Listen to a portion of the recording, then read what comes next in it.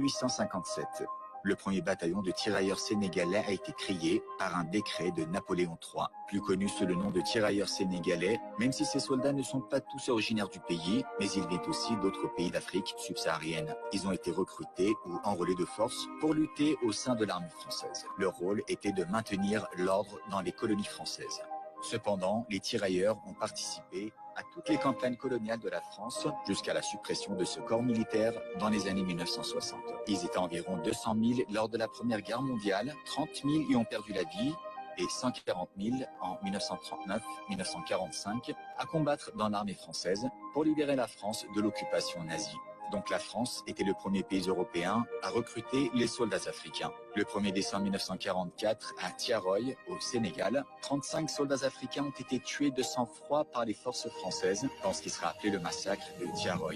Ils demandaient l'égalité de salaire avec les soldats blancs, mais l'armée française a riposté en ouvrant le feu sur eux. Par la suite, certains étaient également mobilisés lors des guerres d'Indochine et d'Algérie. Leur bataillon a été dissous entre 1960 et 1962.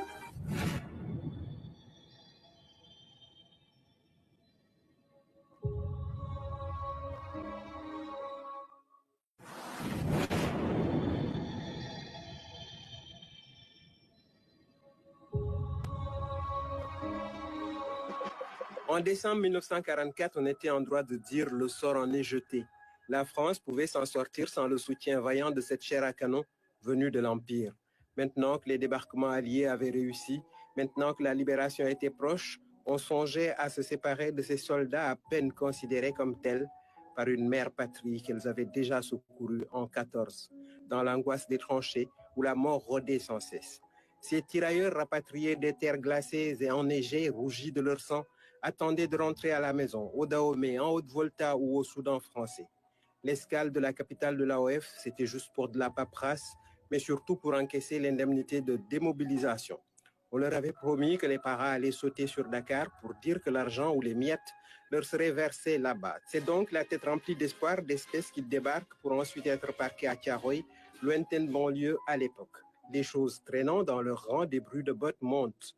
Le commandement réprime avec une extrême violence ce qui sera qualifié de mutinerie. On ne saura peut-être jamais qui a tiré. Et si c'était une action fratricide? Combien sont tombés ce jour de trahison peu glorieux pour une France amnésique d'une dette? Fer de lance de la conquête, ils ont plus défendu, obéissant, contré et forcé les intérêts de la métropole où pourtant ils ne figurent que peu dans les livres d'histoire. Les derniers d'entre eux vivent d'une modique pension longtemps gelée au crépuscule d'une vie de tourments, de désenchantement et de paradoxes.